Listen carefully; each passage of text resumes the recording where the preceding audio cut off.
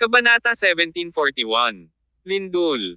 Sa kabilang banda, ang matinding kuryosidad ni Tyr ay patuloy na nag-uudyok sa kanya na lumangoy patungo sa estruktura. Hindi na siya nakapagpigil ngayon dahil nakarating na siya sa ganito at nasaksihan ang ganoong eksena. Siyempre, gusto niyang pumasok sa loob at tingnan kung ano ang nangyayari. Nakakuha din si Tyr ng napakaraming karanasan sa daan. Naiintindihan niya na kung mas mahiwaga ang isang lokasyon, mas malamang na may magagandang bagay na nakatago sa loob. Maaaring makuha niya ang maalamat na pagkakataon. Maaaring makapasok siya sa demigod realm kung makakahanap siya ng paraan sa pamamagitan ng istruktura sa ilalim ng ilog. Huminga ng malalim si Tyr at lumangoy patungo sa hindi pinangalanang gate. Sumunod si Knocker sa kanyang likuran na nakakaramdam ng kaba habang lumalangoy. Mga 4 o 5 metro pa lang ang layo ni Tyr sa gate nang may isang hindi nakikitang puwersa na sumugod mula sa kabilang panig. Ang lakas ng paglilinang ni Knocker ay hindi sapat kaya't siya ay pinasabog ng wala pang 10 metro ang layo ng puwersang ito. Mukha namang malungkot si Tyr. Sa kanyang cultivation power sa rurok ng transformation realm, pilit niyang hinaranggan ang impact. Sa wakas ay nakarating na rin siya sa harap ng gate pagkatapos ng ilang hakbang. Inabot niya para itulak ang pinto, ngunit isang maliwanag na liwanag ang sumilay mula sa lugar kung saan dumampi ang mga palad niya. Ilang makintab na pattern ang kumislap sa harap ng mga mata ni Tyr. Isang porma sayon. Bumilis ang tibok ng puso niya. Subconsciously, siya ay conjured ang kanyang kapangyarihan, sinusubukang pilitin ang pinto na ito upang buksan. Kaagad pagkatapos noon, naramdaman ni Tyr ang isang napakalaking foro na bumubulusok sa pinto habang inilalabas niya ang kanyang lakas. Ang malalaking kadena sa paligid niya ay nagsimulang manginig ng walang tigil, na gumagawa ng dumadagandong na mga ingay. Anong nangyayari? Mabilis na binawi ni Tyr ang kanyang kamay. Ang buong ilog ay nagsimulang manginig sa puntong ito, at ang nakapalibot na tubig ay nagsimulang bumuo ng iba't ibang mga vortex. Ano ito? Napagtanto ni Tyr na may mali. Hindi na siya naglakas loob na manggulo pa, kaya mabilis niyang hinawakan si Knocker at mabilis na umalis doon. Ang lindol, sa kabilang banda, ay hindi tumigil. Sa kabaligtaran, ito ay nagbigay sa kanya ng impresyon na ito ay nagiging mas makapangyarihan. Lumangoy ang dalawa hanggang sa ibabaw ng ilog. Ang mga maalon na alon ay umaalon dito sa ibabaw noong panahong iyon. Ang buong isla ng Komodo ay nanginginig, at ang sitwasyon ay mukhang mas seryoso kaysa sa huling oras. Marami sa mga istrukture ng isla ay nanganganib na gumuho. Naramdaman ng malakas na impact sa buong lugar. Ang ilog ay umaalog sa malalaking alon. Mayroong kahit ilang bumulwak ng tubig na umabot sa taas na 7 o 8 metro, na lumilikha ng senaryo ng Doomsday. Old Zab, what is going on? Bakit may lindol na naman sa islang ito? Nang maramdaman ni Clifford at ng iba ang paggalaw, tumakbo sila patungo sa ilog. Nakaupo noon si Jim sa tabi ng ilog na may tame time na ekspresyon sa kanyang mukha. Wala akong ideya. Si Boss at Knocker ay nagtungo muli doon. Maaaring may dragon na napigilan sa ilalim ng isla, o malamang na napadpad sila sa isang formation sa ilalim ng tubig. Tingnan mo. Ano yon? Sa pagkakataong iyon, biglang itinuro ni Juan ang matataas na alon sa ilog at sumigaw. Ilang sandali pa ay napatingin ang lahat sa gitna ng ilog. May isang maliit na bangka na lumitaw doon. Isa itong napaka-ordinaryong bangkang kahoy na walang kahit tarp. Isang lalaking nakapulang damit na may mahabang buhok ang nakatayo sa bangka. Bagamat maalon ang mga alon sa kanyang paligid, maayos naman ang paglayag ng kanyang bangka sa ilog. Habang ang kanyang mga kamay ay nakatiklop sa likod niya, tumayo siya sa busog ng bangka, pinahintulutan ang tubig na dumaloy mula sa lahat ng panig. Wala siyang emosyong ekspresyon sa mukha. Mabilis na gumawa ng selyo ang lalaki gamit ang kanyang mga kamay at itinuro ito pataas. Isang 6 na puntos na pattern ng bituin ang lumitaw sa hangin halos kaagad. Minamanipulan niya ang 6 na puntos na pattern ng bituin at hinaila ito patungo sa ilog sa susunod na segundo. Kaagad pagkatapos, dumating ang isang napaka-hindi makapaniwalang eksena. Ang 6 na puntos na pattern ng bituin sa ibabaw ng ilog ay patuloy na lumalaki. Sa wakas, mabisang nasugpo ang mabagyong alon sa ibabaw ng ilog. Isa itong eksenang napakamahiwagang maituturing na gawa ng mga Diyos. Ang ibang mga miyembro, tulad nina Clifford at Juan, na tumingin sa dalampasigan ay lahat ay natigilan. Sa kabilang banda, hindi sinasadyang kinuyam ni Jim ang mga armrest sa kanyang wheelchair. Isang vortex ng emosyon ang umiikot sa kanyang puso. Huminto ang lindol dahil sa pagpigil ng lalaking iyon. Sino siya? Hindi makapaniwalang tanong ni Clifford at ng iba pa. Maxim Belisarius. Nahulaan na ni Jim ang pagkakakilanlan ng taong iyon. Nabanggit lang ni Tyr sa kanya ang taong ito. Hindi niya inaasahang darating ang lalaking ito ng ganoon kaga. Maxim Belisarius. Maliwanag, hindi narinig ni Clifford, Juan, at ng iba pa ang pangalang ito. Sino siya? Mayroong dalawang makapangyarihang mandirigma sa likod ng Dragon Squad. Ang isa ay si Maxim, isang lalaki na nakakabasa ng mga lihim ng disenyo ng Diyos, at ang isa ay si Spartacus, isang taong kayang sugpuin ang lahat ng demigod sa isang slash. Ang lalaking ito ay si Maxine, binyansagang bilang walang mukha. Si Clifford, Juan, at ang iba pa ay nabigla nang sabihin ang mga salitang ito. Ang mga dakilang mandirigma na nasa likod ng Dragon Squad ay sapat na makapangyarihan upang protektahan ang Celestial Empire. Bakit ang isang maalamat na powerhouse na tulad niya ay bumisita sa Komodo Island nang hindi inaasahan? Walang ideya. Umiling si Jim.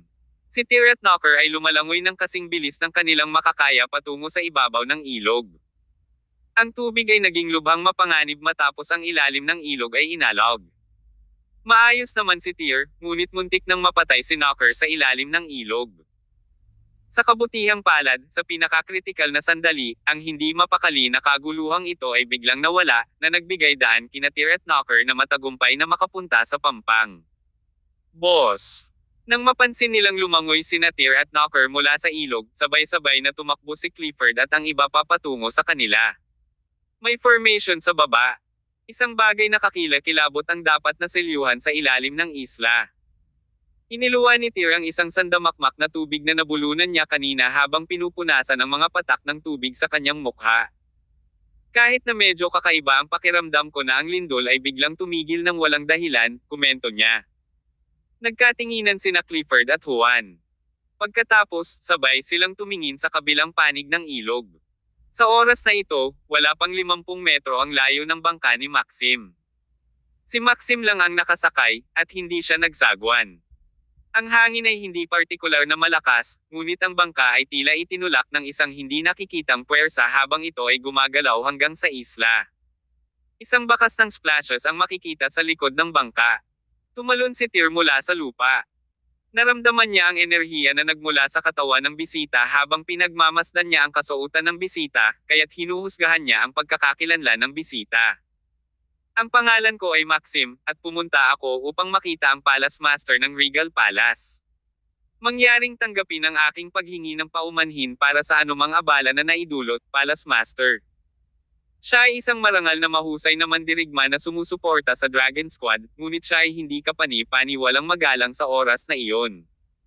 Agad namang natahimik si Tyr at ang iba sa unang impresyon na ito.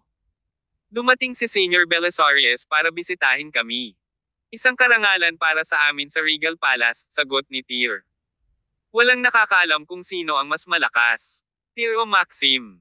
Nasa tuktok na ngayon ng Transformation Realm si Tyr, at magagawa niya ang anumang gusto niya sa panahong ito kung saan itinago ng mga demigod ang kanilang mga sarili sa sinaunang martial arts world. Kabanata 1742. Maaari kang maging isang Diyos kapag nakolekta mo lahat ng 5 aklat. Ano man ang kanyang kasalukuyang pagtatanim, nanatiling magalang si Tyr nang makaharap niya si Maxim. Ito ay hindi dahil sa kanyang pagkakakilanlan. Bagkus, ito ay dahil sa taos-pusong paghanga at paggalang ni Tyr kay Maxim.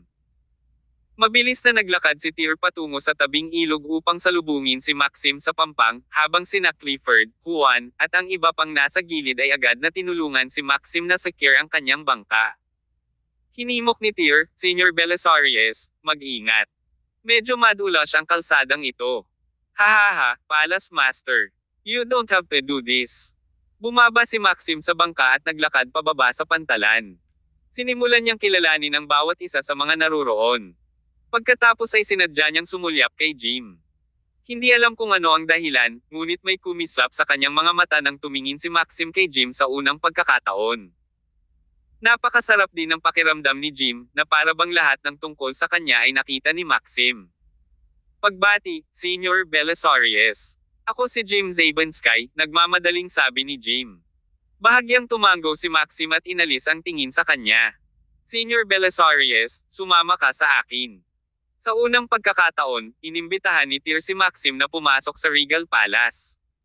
Sa reception room ng Regal Palace, nakaupo doon sina Tyr at Maxim, umiinom ng tsaa at nagkukwentuhan. Sa oras na ito, nagpalit si Tyr ng isang malinis na set ng damit. Alam na alam ni Maxim kung ano ang ginawa ni Tyr kanina lang. Ang Komodo Island ay ibinigay sa iyo ng Dragon Squad, Palace Master. Dapat ay binalaan ka ni Silas na huwag sirain ang layout ng isla bago ka pumunta dito, tama? He did? Senior Belisarius, sagot ni Tyr na may halong ngiti. Ngunit nagkaroon ng lindol sa isla noong nakaraan. Ang aming mga tao ay nakakita ng ilang kakaibang lugar sa ilalim ng ilog nang hindi sinasadya, na pumukaw sa aking pagkamausisa, kaya bumaba ako upang mag-imbestiga. Hindi ko sinasadyang nahawakan ang ilang mga ipinagbabawal na bagay doon, na nagdulot ng panibagong lindol sa Komodo Island. Is it true that it's something that happened out of your carelessness? Pinaikit ni Maxim ang kanyang mga mata at alam niyang nagtanong. Napakamot ng ulo si Tyr ng 2 beses bago siya sumagot. Senior Belisarius, natuklasan ko kamakailan ang isang palasyo sa ilalim ng ilog. Ang mga pundasyon ng siyam na isla sa Komodo Island ay nababalot ng siyam na malalaking kadena na bakal na umaabot sa labas ng palasyo. May ideya ka ba kung ano ang nasa kabilang panig ng mga bakal na tanikala na iyon? Talaga bang may dragon na banihag sa ilalim ng ilog? Palace Master, hindi iyon ang mga bagay na dapat mong malaman sa ngayon, kaya mas mabuting huwag mong malaman, sabi ni Maxim pagkatapos ng maikling paghinto. And I've just deployed another formation. This type of earthquake will never happen again in short time, but I still want to remind you that you should not allow your people to go down to the river. Otherwise, your entire organization is very much na malamang na magdusa ng hindi maibabalik at mapangwasak na mga kahihinatnan. Seryoso ang tono ni Maxim nang sabihin niya ang mga ito. Malinaw na hindi siya nagbibiro. Kumabog din ng hindi sinasadya ang puso ni Tyr sa mga oras na ito. Sa totoo lang, alam na alam niya ang kabigatan ng sitwasyon. Sa kabutihang palad, bumisita si Maxim ngayon, at gumamit siya ng isang pormasayon upang magdala ng kaayusan sa kaguluhan. Ano kaya ang kahihinatnan kung hindi siya magpapakita? Ang pinakamasamang senaryo ng kaso ay ang pagkawasak ng Regal Palace sa Komodo Island ngayon. Salamat, Senior Belisarius, sa mabait na paalala. Nagsulot si Tyr sa kanya. Tiyak na hindi na ito mauulit. Good. Tumango si Maxim. Si Tyr ay isang taong tumupad sa kanyang mga pangako. Dahil sa sinabi niya, hindi na kailangan pang mag-alala ni Maxim na magdudulot pa ng gulo ang Regal Palace. Dumating ba si Senior Belisarius sa isla ngayon dahil alam mong may mangyayari? Magagawa mo raw manghula ng mga plano ng Diyos at mag-isip tungkol sa lahat ng bagay sa mundo. Ngayong nakilala na kita, masasabi kong deserved ang reputasyon mo. Hahaha. Nang marinig ni Maxim ang papuri ay humagalpak siya ng tawa. Paliwanag niya, wala akong ganoong kakayahan. Pumunta ako dito ngayon para makipag-usap sa iyo tungkol sa ibang bagay. Nagkataon lang na nakatagpo ako ng kakaibang pangyayaring ito na nagmula sa kailaliman ng ilog. Iba pang bagay. Medyo nagulat si Tyr. Siya ay clueless tungkol sa kung ano pa ang maaaring sasabihin ni Maxim upang gumawa ng isang espesyal na paglalakbay sa Regal Palace. Malakas na pagtataka ni Maxim. Nasabi na sa iyo ni Silas ang tungkol sa nakaraang sakuna at ang pagpapakita ng pinili, tama ba? Nabanggit niya. Tumango si Tyr ng may pag-iisip. Ito lang ay hindi ko maintindihan kung ano ang isang sakuna at kung ano ang isang pinili. Natahimik sandali si Maxim. Sinabi niya, isang Diyos ang darating sa mundo at ang lahat ng buhay na nilalang ay ilulubog sa isang bangin ng paghihirap. God! Nagulat si Tyr. You will understand the concept in time. There are 5 books of wonders in this world, paliwanag ni Maxim pagkatapos huminga ng malalim. Naparito sila sa mundo sa pamamagitan ng swerte ng langit at lupa. 4 na libro lang ang kailangan mo, dahil mayroon ka ng The Song of the Empire. Sinasabi na kapag kinokolekta mo ang lahat ng 5 libro, maaari kang maging isang Diyos. Isang Diyos. Demigod ba ang ibig mong sabihin sa halip na Diyos? Biglang tumibok ang puso ni Tyr. Hindi isang demigod. Isang tunay na Diyos. Isang Diyos na maaaring bawiin ang dagat at ilipat ang mga bundok, pati na rin lumipad sa langit at mag-drill sa kailaliman ng lupa. Kapag ang limang aklat ay natipon, ang isa ay maaaring maging Diyos. Sabay-sabay na dumaloy ang excitement sa mga ugat ni Tyr. Kung ganoon, Senyor, nasaan na ang natitirang 4 na libro?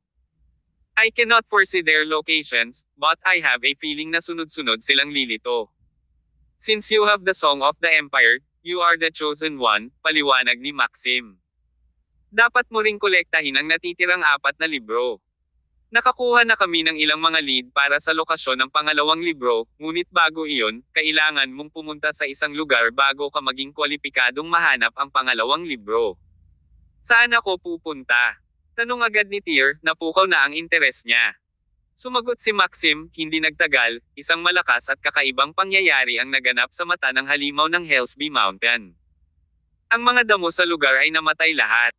Ang mga pagbabago ay dapat na nagmula sa Hellsby Mountain sa likod ng mata ng halimaw. Pinaghihinalaan ko na nakabawi na ang lupain ng dragon. Ang terrain ng dragon ay may malakas na koneksyon sa 5 Books of Wonders. Kung mahahanap mo ang terrain ng dragon sa Hellsby Mountain, magagawa mong pinuhin ito gamit ang Song of the Empire na mayroon ka. Walang alinlangan na makakatulong ang terrain ng dragon sa pagpasok mo sa Demigod Realm sa oras na iyon. Naikuyom ng hindi sinasadya ang mga kamao ni Tyr. Sinasabi lang niya kay Jim na kailangan niya ng malaking pagkakataon para maging demigod, ngunit hindi niya inaasahan na darating ito ng ganoon kaga. Senyor Belisarius, kapag sinabi mong Hellsby Mountain, ang ibig mo bang sabihin ay ang lugar kung saan pumasok ang aking lolo Kin noong nakaraan? Tanong ni Tyr. Tama. Tumango si Maxim at nagpaliwanag, 20 years ago, ang lolo mo na si Kin ang huling expedition team na pumasok sa Hellsby. Sa kasamaang palad, gumuho na ang kalsadang tinahak nila noong mga oras na iyon. Upang makapasok sa Hellsby Mountain, maaari ka lamang dumaan sa mata ng halimaw. Paano ako makakadaan sa mata ng halimaw? Ang mata ng halimaw ay ganap na ngayong natatakpan ng malahalimaw lava, sagot ni Maxim. Kung suot mo ang pinakamatigas na baluti sa mundo, madadaanan mo lang ng maayos. Natatakot ako na kung lumipat ka sa ibang baluti, kahit nagawa sa deep sea dark steel, hindi ka kayang dumaan dito ng walang gasgas. Kabanata 1743. Talaga bang sinadya mo? Ang pinakamatigas na sandata. Naguguluhan si Tyr. Tyr, ang terrain ng dragon sa Hellsby Mountain ang iyong pagkakataon, sagot ni Maxim. Kung maaari kang maging isang demigod o hindi ay lubos na nakasalalay sa pagkakataong ito, kaya dapat mong bigyang pansin ito. Isang set ng Cutter armor ang gagawin ng Iron Family ng Southern Sea sa loob ng 7 araw. Kung makapasok ka sa mata ng halimaw habang nakasuot ng Cutter armor, ikaw ay walang alinlangan na makapasok sa Hellsby Mountain sa likod ng mata ng halimaw. Siyempre, gusto kong ipaalam sa iyo ang isang bagay ng maaga. Ang daan patungo sa Hellsby Mountain ay mapanlin lang. Malamang nababayaran mo ang halaga ng iyong buhay. Ito ay ganap na nasa iyo kung nais mong lumahok o hindi. Hehe. Tumawa si Tyr at nagpaliwanag, Senyor Belisarius, marami na akong napagdaanan na ups and downs along the way. Huwag na nating pag-usapan ang mga pagkakataong maging demigod ako pagkatapos maglakbay sa pamamagitan ng mata ng halimaw sa Hellsby Mountain. Kahit na ang pagkakataon ko aren't guaranteed, I'm still willing to make the trip there na pumasok yung lolo ko noon. Sige, sabi ni Maxim sabay tango. Pagkatapos ay pumayag ka na gawin ang paglalakbay. Oo, sumaludo si Tyr at sinabing, salamat, Senyor Belisarius, sa paalala. You're welcome, sabi ni Maxim. Responsibilidad kong alagaan ito. Naayos na ang lahat. Bibisitahin ka ulit pagkatapos mong pumunta sa Southern Sea para kunin ang Cutter armor at nakapasok ka sa Hellsby Mountain para maging demigod. Ang lokasyon ng ikalawang aklat ay dapat na matuklasan doon.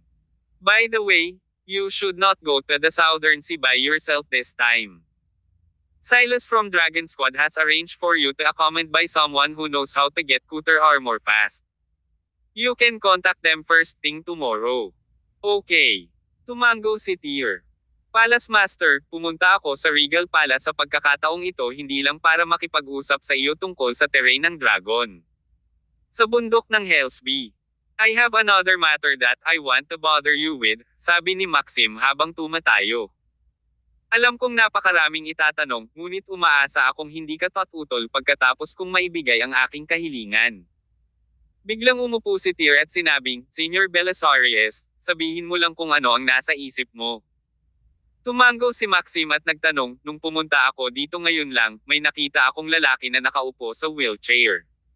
Simula pa lang nung nakita ko siya, may kakaiba na akong pakiramdam. Palace Master, iniisip ko kung ano ang pangalan niya at ano siya sa Regal Palace ang posisyon niya. Natigilan si Tyr. Hindi niya inaasahan na si Maxim ang magkukusa para banggitin si Jim. Nagmamadali siyang sumagot, Senior Belisarius, ang pangalan niya ay Jim, at siya ang Northern King, isa sa 5 hari ng Regal Palace. Pangalawa lang ang hari sa Palace Master. Tama ka. Tumango si Tyr, nag-speculate na. Something on the inside. I wonder, ano ang intensyon mo para banggitin ang kapatid ko sa oras na ganito? Ngumiti si Maxim at sinabing, to tell you the truth, I am 103 years old this year, which means I'm on my way to greet death as an old friend. Hindi ko alam kung hanggang kailan ako mabubuhay.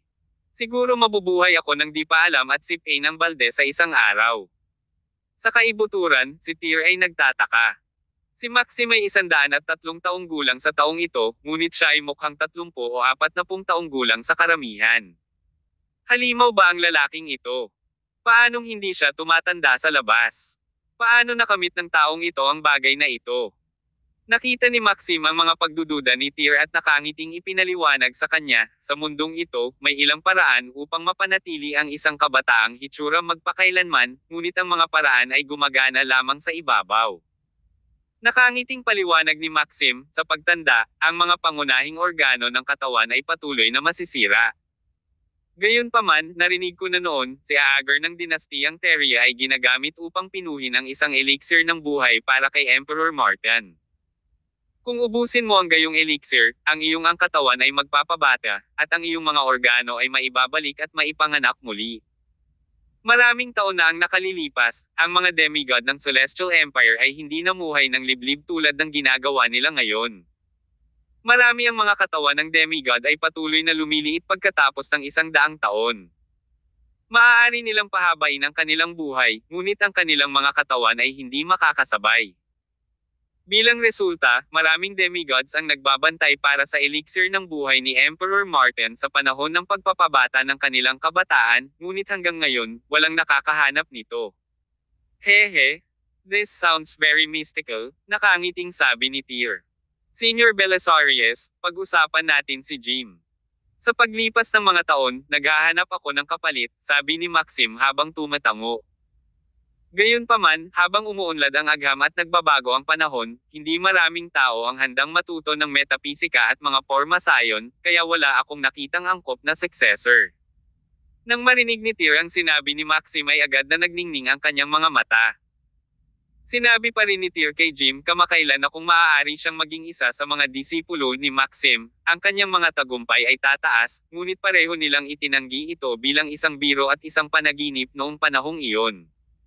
Si Maxim ay, pagkatapos ng lahat, ang dakilang mandirigma ng Celestial Empire's Dragon Squad. Pero sa hindi inaasahang pagkakataon, lumapit sa kanya si Maxim. Senior Belisarius, gusto mo bang tanggapin si Jim bilang apprentice at maging kahalili mo sa iyong kaalaman? Palace Master, mayroon akong ideyang ito. Humalaklak si Maxim. Ngunit ang paggawa nito ay katumbas ng snatching Regal Palace's human resources. Siya, pagkatapos ng lahat, ang hari ng iyong Regal Palace. Hahaha. Tumawa ng malakas si Tyr, Senior Belisarius, ano ang pinagsasabi mo? Kung payag kang kunin ang kapatid ko bilang kahalili mo, hindi ako magiging mas masaya para sa kanya.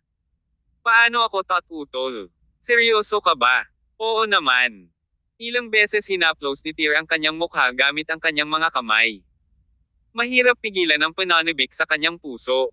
Talagang malaking pagkakataon ito para kay Jim. Senior Belisarius, mangyaring maghintay dito sandali. Pupunta ako at tatawagan ang lalaking iyon ngayon.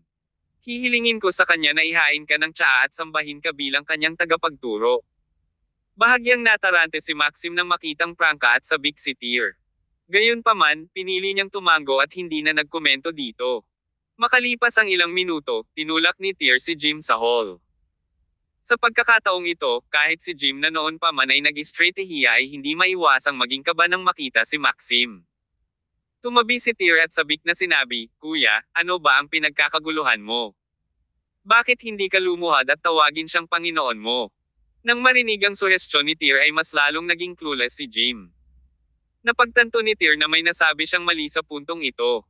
Paano magkakaroon ng lakas si Jim na lumuhad at tugunan si Maxim bilang kanyang master with broken legs?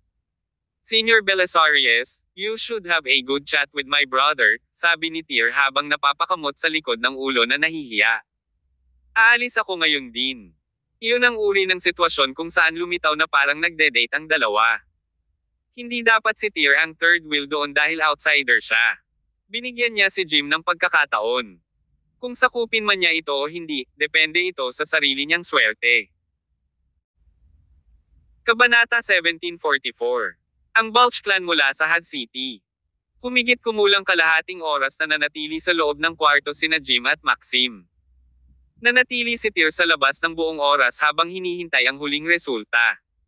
Sa wakas, nang pumutok ang tawa ni Maxim mula sa silid. Labis na gamaan ang puso ni Tyr. Napagpasyahan niya na tinanggap na ni Maxim si Jim bilang kanyang kahalili sa puntong iyon. Gaya ng hinula ni Tyr, nagkaroon ng masayang pag-uusap sina Maxim at Jim. Sa oras na ito, ganap na naihayag ni Jim ang kanyang alindog at talento sa harap ng mga mata ni Maxim. Maya-maya, personal na tinulak ni Maxim ang wheelchair ni Jim palabas ng kwarto. Sabay lapit ni Tyr sa kanila. "Mag-usap muna kayo. Hihintayin kita sa tabi ng ilog." Simpleng utos ni Maxim kay Jim, at saka siya tumango pababa. "Senior Belisarius, ayaw mo bang magtagal sa amin ng kaunti?" Magalang na sabi ni Tyr. "Bakit hindi ka sumabay sa amin kumain bago umalis?" Ngumiti si Maxim at tumanggi. "Ayos lang. Dahil abala ako sa trabaho, isasama ko ang kapatid mo ngayon." Nagulat si Tyr ng 2 segundo bago agad tumango. Habang naglalakad si Maxim papunta sa bangka sa tabi ng ilog, tumayo si Tyr sa harap ni Jim at nagtanong, "So nakapagdesisyon ka na?" Sa momento, tuwang-tuwa si Jim na magsimula ng bagong kabanata sa kanyang buhay. Sabi niya, "Bukod sa pakikipag-usap sa iyo tungkol sa terrain ng Hellsby Dragon, isa sa mga pangunahing dahilan kung bakit pumunta si Mr. Belisarius sa Komodo Island ay para makita ako." "Ganun ba?" Natigilan si Tyr. "Oo." Madiin na tumango si Jim. "Bago siya dumating, nag-speculate na siya tungkol sa existence ko. Naghihintay lang siya ng chance, kaya pagdating niya dito, inalok niya ako na sumama kaagad." Tinapik-tapik ni Tyr si Jim sa balikat habang sinasagot, "Old Zab, this is your great chance and good luck." "Talaga?" Tumango si Jim. "Boss, alam ko kung paano samantalahin ang pagkakataong ito. Ang pagiging disipulo ni Mr. Belisarius ay magpapahintulot din sa akin na harapin si Ollie at ang pamilyang White ng may kumpiyansa sa hinaharap." "Well, aalis ka na?" tanong ni Tyr. "Tama," sagot ni Jim. "Mr. Belisarius is waiting for me outside, kaya hindi na ako magpaalam isa-isa sa mga kapatid ko." "Haha, tignan mo ang pagkabalisa mo."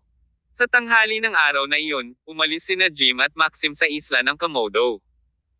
Ito ay talagang isang magandang pagkakataon para kay Jim. Si Tyr din ay hindi nagtagal sa Regal Palace. Nakatanggap siya ng tawag mula sa Dragon Squad kinabukasan, na nagtuturo sa kanya na bumalik sa Con City.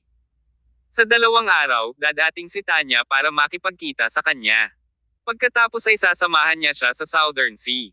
Nagulat si Tyr nang malaman niyang sasamahan siya ni Tanya mula sa Dragon Squad sa Southern Sea. Naramdaman niya ang panginginig ng kasabay na Dom-Aloy sa kanyang gulugod. Inaasahan niyang mag-aayos ang Dragon Squad ng mga ahente tulad ng Green Dragon o Black Turtle na samahan siya sa Southern Sea. Hindi niya inaasahan na si Tanya ang ipinadala sa kanya sa huling pagsasaayos.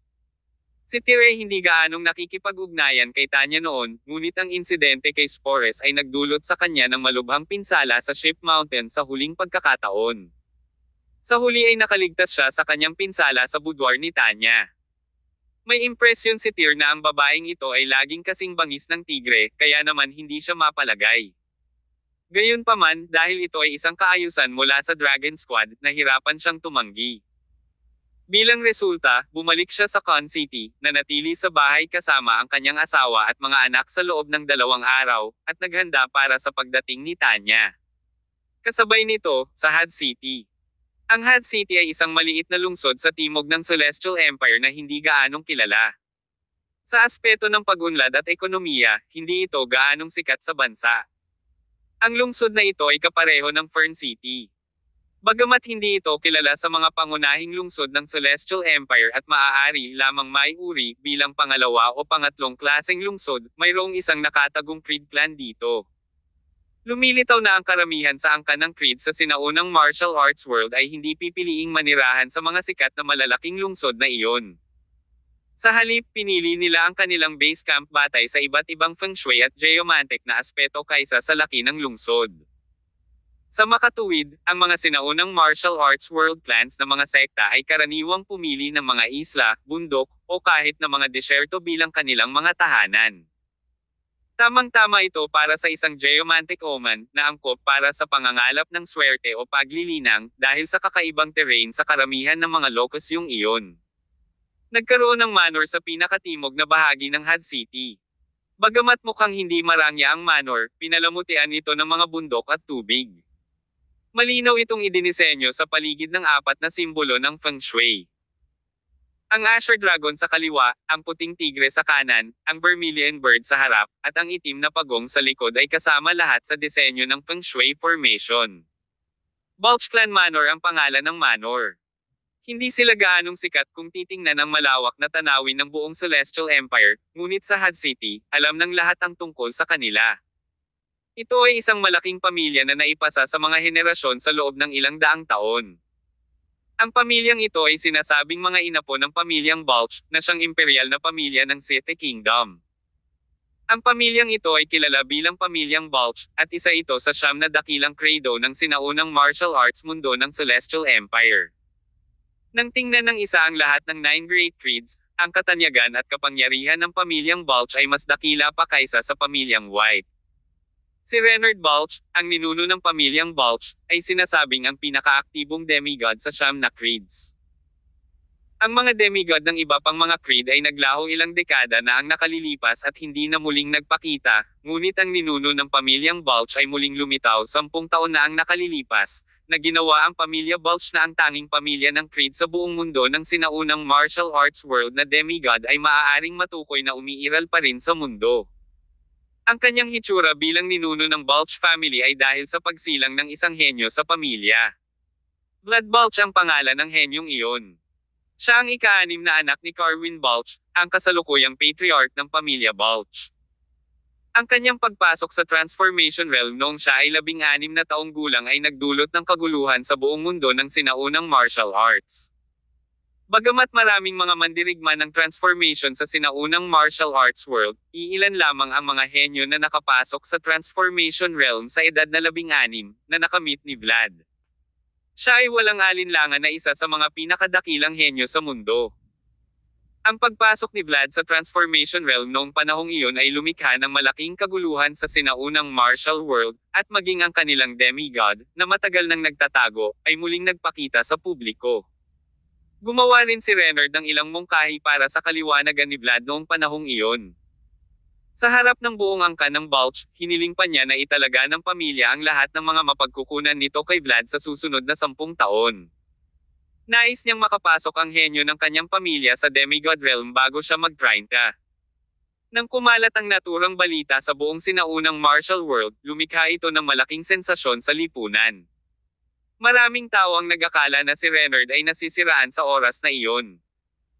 Kahit na pumasok si Vlad sa transformation sa edad na 16 at nagtataglay ng hindi kapani-pani walang mga kakayahan, walang paraan na makapasok siya sa demigod bago ang edad na 30. Ang lahat ng iyon ay isang pipe dream. Sa pagbabalik tanaw sa buong kasaysayan, maraming kamangha-manghang mga henyo ang lumitaw sa mundong ito. Gayunpaman, ilan sa kanila ang tunay na tumawid sa demigod threshold. Kahit na dati nang sinabi ni Renard na si Vlad ay mas may talento kaysa sa kanya at walang alinlangang may kakayahang maging isang demigod, gayunpaman, ang kanyang pagpasok sa kaharian sa edad na 30 ay hindi nakakumbinsi sa karamihan, kung hindi lahat. Kabanata 1745. Corwin Balch at Blind Ivan. Sa kabilang banda, ang pagganap ni Vlad sa susunod na 10 taon ay kahanga-hanga.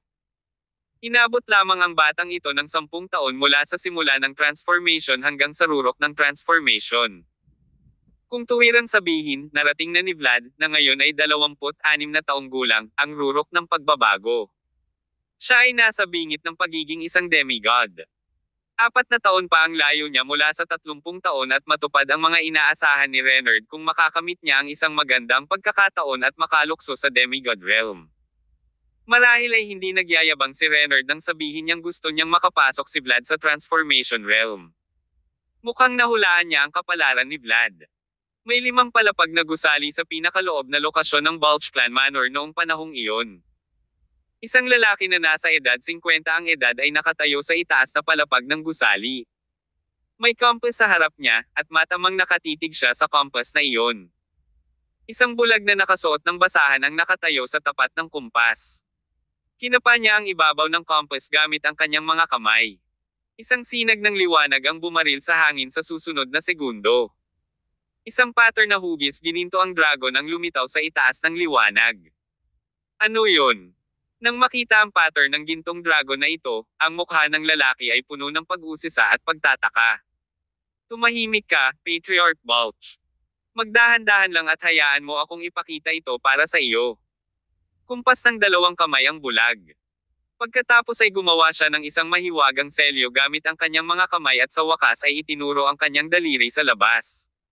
Isang pattern na hugis dragon ang inilunsad sa kalangitan. Sa kalaunan ay binago ito sa isang bundok, at pagkatapos ay sa isang mata. Ang lahat ng ito ay tila isang magic trick. Ano na naman ang gusto mong gawin, Blind Ivan? Sinusubukan mo bang paglaruan ako? Ang bulag na lalaking iyon na nagngangalang Blind Ivan ay tumawa at sinabing, Patriarch, ang mga bundok ay kumakatawan sa Hellsby, at ang mga mata ay kumakatawan sa mata ng halimaw sa paanan ng Hellsby Mountain. At ang gintong hugis ng dragon na ngayon ay kumakatawan sa lupain ng dragon sa Hellsby Mountain. Dragon's Terrain. Nagulat ang lalaki. Ang kanyang pangalan ay Corwin, at siya ang patriarch ng pamilya Balch, at siya rin ang ama ni Vlad, na kilala bilang unang henyo ng nakababatang henerasyon sa sinaunang martial arts world. Nakangiting tumango ang bulag na si Ivan, at sinabing, oo, ang lupain ng dragon. Ang Hellsby Mountain ay ang ninuno ng lahat ng bundok, at ito rin ang pinakamalaking dragon terrain sa Celestial Empire. Ngayon, ang lupain ng dragon ay nakabawi at naabsorb ang aura mula sa langit at lupa, na naging sanhi ng pagkalante ng mga halaman mula sa isang radius na daan-daang kilometro. Kitang-kita ang misteryosong kapangyarihang nakapaloob dito. Si Young Master Vlad ay na-stuck sa tugatog ng Transformation Realm sa napakatagal na panahon. Sa ngayon, isang hakbang na lang siya mula sa demigod. Sa pagkakataong ito, nabuhay na muli ang dragon terrain ng Hellsby Mountain, at ang dugo ng imperial na pamilya. Ang Balch ay dumadaloy sa ugat ni Young Master Vlad hanggat matagumpay niyang makukuha ang terrain ng dragon at mapino ito, tiyak na makakatuntong siya sa demigod realm. Nang marinig ito, labis na natuwa si Corwin. Siya ay naghahanap ng isang magandang pagkakataon para sa kanyang anak sa paglipas ng mga taon. Kahit na hinanap niya ang buong mundo ng sinaunang martial arts, hindi pa niya ito mahanap. Ngayon, ang pagkakataong ito sa wakas ay nagpakita mismo. Kung talagang makukuha ni Vlad ang lupain ng dragon at maging isang demigod, ang pamilyang Balch ay magkakaroon ng pangalawang demigod na magbabantay sa kanila. Ang kanyang anak ay magiging pinakabatang demigod sa kasaysayan ng sinaunang martial arts world sa Celestial Empire. Sa ganitong paraan, ang pamilyang Balch ay maaaring direktang umakyat sa tuktok ng 9 Great Creeds. Sa pag-iisip na iyon, si Corwin ay nasa sabik na ang kanyang buong katawan ay nagsimulang manginig ng bahagya. Paano natin makukuha ang terrain ng dragon? May ipapadala ako ngayon sa Hellsby Mountain. Mabilis na umiling ang bulag na si Ivan at sinabing, Patriarch Balch, dahan-dahan. Sabi nga, ang pagmamadali ay nakakasira.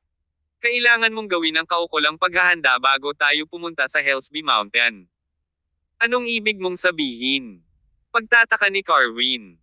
Ang pagbawi ng lupain ng dragon ay nagdulot ng napakalaking kaguluhan sa mata ng halimaw, na naging sanhi ng pagkasira ng daanan na maaaring pumasok sa loob ng Hellsby Mountain, sagot ni Blind Ivan. Kung ikaw ay makapasok, kailangan mong dumaan sa mata ng halimaw. Gayunpaman, ang may naglalaman ng malahalimaw na lava. Ang lava ay napakainit na kahit na kung ang bakal ay tumama dito, ito ay agad na matutunaw. Natural, ang isang ordinaryong tao ay mababawasan, maging abo kapag pumasok siya sa mata ng halimaw. Ibig mong sabihin wala nang ibang paraan para makapasok tayo sa terrain ng dragon sa Hellsby Mountain? Tanong ni Carwin na nagdidilim ang ekspresyon. Kaya wala bang daanan, o dapat ba tayong maghanap ng eroplano at lumipad doon? Hindi ito gumagana ng ganoon. Ang tinatawag na interior ay hindi tumutukoy sa mga bundok sa loob ng Hellsby Mountain, paliwanag ni Blind Ivan. May isang alamat na mayroong isang enchantment sa lugar. Isang enchantment. Bulalas ni Carwin. Ayon sa alamat, may mga Diyos sa lupa noon, sabi ni Carwin, nagulat. Ang mga Diyos ay may kakayahang magwasak at lumikha pa ng espasyo. Ang enchantment ay ang espasyong nilikha ng mga Diyos. Ang ibig mo bang sabihin ay may puwang na nilikha ng mga Diyos sa loob ng Hellsby? Tama. Sa makatuwid, maaari ka lamang makapasok doon sa pamamagitan ng mata ng halimaw, at para makapasok sa mata ng halimaw, kailangan mo munang maghanap ng armor na makakalaban sa lava sa mata ng halimaw, patuloy na tango ni Ivan. Itinaas ni Carwin ang kanyang baba gamit ang kanyang kamay. Nag-isip siya sandali at sinabing, may isang pamilya na nagtatrabaho sa aking angkan, at ginagamit nila ang Proetium mula sa malalim na dagat upang lumikha ng Proetium armor. Kahit na sa pinakamataas na temperatura, ang Proetium na ito ay hindi matutunaw. Ito ba ay sapat na matigas upang mapaglabanan ang malahalimaw na lava? Ang bulag na si Ivan ay tumango at sinabi, siguro, ngunit ang posibilidad ay dapat na 50%. Kung ang iyong Master Vlad ay magsuot ng Proetium armor at pumasok sa mata ng halimaw, magiging mahusay kung maaari niyang harangan ang pagsalakay ng malahalimaw na lava. Paano kung iyon hindi ba ito mapipigilan ng armor? Lalong naging solemn na ang ekspresyon ni Carwin. Sinabi niya, ang iyong tono ay nagpapahiwatig na walang ibang paraan upang makalibot dito. May paraan, ngunit hindi ko alam kung handa kang isuko ang isang bagay kapalit nito, Patriarch Balch. Napangiti si Carwin. Ngayon na ang aking pamilyang Balch ay magbubunga ng pangalawang demigod, ano pa ba ang mas mahalaga kaysa dito? Blind Ivan, huwag kang masyadong umiwas kapag nagsasalita ka. Ang higit na ikinaiirito ko ay ang hilig mong magsalita ng paikot-ikot. Halika na. Ano ang iba pang mga pagpipilian ang mayroon tayo? Ano ba talaga ang gusto mong isuko ko? Ang Iron family mula sa Southern Sea ay ang pinakamahusay na forging family sa buong sinaunang martial arts world, sabi ni Ivan habang hinahaplos ang balbas ng kanyang baba gamit ang kanyang kamay. Sinabi niya, samantala, ang pamilyang Iron ay sinasabing may hawak na itim na cutter shell sa kanilang mga kamay. Ito ay isang tortoise shell na kumupas pagkatapos ng pagkamatay ng isang black cutter sa Southern Sea. Ito ang pinakamatigas at pinakadepensibong banal na artifact sa mundo. Ang patriarch ng pamilyang Iron, si Vulcan Iron, ay kumuha ng isang piraso ng itim na cutter shell na ito. Kinailangan siya ng 13 taon upang makagawa ng isang set ng cutter armor. Sa loob ng ilang araw, ang cutter armor na ito ay darating sa mundo. Kung magagawa ng Young Master, isuot mo itong cutter armor at pumasok sa mata ng halimaw, siguradong hindi siya masasaktan ng malahalimaw na lava. Nang malaman ito ni Carwin, natuwa siya. Sa kasong ito, ay pupuntahan ko ang pamilyang Iron sa Southern Sea. Kukunin ko itong cutter armor kahit magkano ang halaga nito. Kahit na ang Iron family mula sa Southern Sea ay hindi isang creed, ang kanilang pamilya ay nakagawa ng maraming mahiwagang armas sa mga nakaraang taon, paliwanag ni Blind Ivan. Maraming powerhouses sa sinaunang martial arts world ang gumamit ng mga armas na iyon at nakipagkaibigan sa kanila. Nabalitaan pa na may mga divine artifact sa kamay ng demigod na nagmula sa Iron family. Kaya, kung gusto mong kunin ang cutter armor na iyon, hindi mo ito maaaring kunin sa pamamagitan ng puwersa. Kabanata 1746. Ang wish ni Aphrodite. Haha. Natawa si Carwin at sinabing, ang pamilyang Balch ay isa rin sa 9 great creeds ng sinaunang martial arts world. Sa napakaraming taong nakabantay sa atin, paano natin magagawa ang ganoong bagay? Ang bulag na si Ivan ay tumango at nagpaliwanag, ang pamilyang Iron ay may panuntunan na sa tuwing sila ay pumirma ng isang banal na sandata, dapat nilang ialay ito sa mundo para sa mga trade-in. Ang mga interesado ay maaaring makipagkalakalan sa kanila hanggat maaari silang makabuo ng isang bagay na may katumbas na halaga sa banal na sandata na ito. Maaaring subukan ito ng kliyente ng ilang oras pagkatapos ng palitan. Maaari mong ibalik ito kung hindi ka nasisiyahan sa kinalabasan. Gayunpaman, dapat mong i-factor ang nauugnay na mga gastos sa pagkasira. Ang modelo ng negosyo ng pamilya ay katulad ng sa isang sangla shop. Sa ngayon, Patriarch Balch, dapat alam mo na ang sinasabi ko, di ba? Tumango si Carwin at sinabing, ang ibig mong sabihin ay gusto mong gamitin ko ang mga mahalagang kayamanan ng pamilya Balch natin para pumunta sa Iron Family kapalit ng Cutter Armor. Maibabalik natin ang Cutter Armor at ipagpalit ang mahalagang likod pagkatapos nating gamitin ang armor sa makuha ang lupain ng dragon. Tama. Tumango si Blind Ivan. Saglit na nag-isip si Carwin, at sinabing, ngunit ang Cutter Armor na iyon ay hindi mabibili ng halaga. Anong mga kayamanan ang dapat nating ipagpalit sa kanila? Hinaplos muli ni Ivan ang balbas sa baba. Ito rin ang dahilan kung bakit tinanong ko ang Patriarch kung handa ka bang isuko ang iyong mga mahalagang kayamanan, sinabi niya pagkatapos ng mahabang paghinto, ang Cutter Armor ay hindi ang iyong karaniwang baluti. Kung nais mong ipagpalit ito, ang pamilyang Balch lamang ay may isang maihahambing na item. Ano ito? Naglakad ang bulag na si Ivan sa harapan ng gusali. Iminulat niya ang kanyang mga mata, tanging mga puting eyeballs ang bumungad sa kanya. Ang mga mata ay hindi matagpuan. Pagkatapos, tumuro siya sa ibang direksyon, patungo sa mansion ng Balch. Doon ay kung saan matatagpuan ang sword pavilion ng pamilya Balch. Willbreaker. Anong sinabi mo? Blind Ivan. Bulalas ni Carwin nang mabigkas ang mga katagang iyon. Are you asking me to take Willbreaker and trade it to the Iron Family in exchange for Cutter Armor? Tama ka. Ang bulag na si Ivan ay tila inaasahan na si Carwin ay galit na galit noon pa man. Kahit papano, nanatili pa rin siyang kalmado. Patriarch Balch, siguradong hindi lang ang Balch clan mo ang gustong kunin ang Cutter Armor na iyon sa Iron Family kapag pumunta ka sa Southern Sea, sabi niya sabay ngiti. Dapat mong ipagpalit ito sa Willbreaker kung talagang gusto mo ang Cutter Armor. Tanging ang espadang iyon lamang ang karapat-dapat sa halaga ng Cutter Armor, at ito ay may kakayahang supilin ang iba pang mga kayamanan sa mga kamay ng ibang puwersa na naghahanap ng Cutter Armor. Kung hindi, hindi ko magagarantiya ang iyong mga pagkakataong makuha ang baluti na iyon. Natahimik ulit si Carwin. Pagkaraan ng mahabang panahon, dahan-dahan siyang nagsalita, medyo nanginginig ang boses. Blind Ivan, alam mo ba kung saan nanggaling itong Willbreaker? Of course I do. Sabi ni Blind Ivan, tumango. Si Willbreaker ay dating tibak ng emperador ng Scythia, si Aina Balch.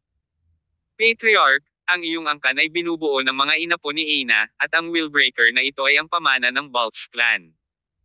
So, gusto mong gamitin ko ang heirloom ng clan ko para pumunta sa Iron Family sa Southern Sea at ipagpalit ito sa Cutter Armor. Nang sabihin niya ito, halatang medyo nagalit si Carwin, dahil masyadong mahalaga ang Willbreaker sa kanyang pamilyang Balch.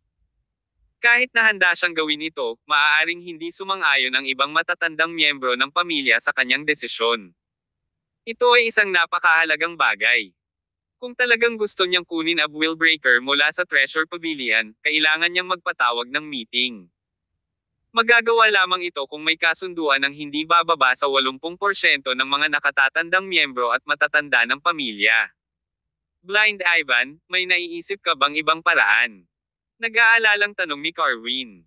Patriarch, kung gusto mong matagumpay na makuha ang Cutter Armor, kailangan mong gumamit ng Willbreaker, sabi ni Blind Ivan, umiling-iling. You should make a decision as soon as possible. Let me reiterate that when the Cutter Armor is crafted, hindi lang ang Balch family ang gustong makuha ang kanilang mga kamay dito. Kung huli ka na, baka sayangin mo ang pagkakataon. Kahit na mahalaga ang Willbreaker kung matutulungan nito ang pamilya Balch sa paggawa ng isa pang demigod, na siya ring pinakabatang demigod sa sinaunang martial arts world, dapat mo ring timbangin ang mga kalamangan at kahinaan at maunawaan kung alin ang makikinabang sa iyong pamilya. Ipagpalagay na alam mo kung ano ang nakataya. Naglakad-lakad si Carwin sa harapan ng gusali at pinagmasdan ang tanawin sa labas ng bintana. Matapos ang ilang sandali ng katahimikan, sa wakas ay nakagawa siya ng desisyon ng tahimik. Ralph! Sigaw ni Carwin.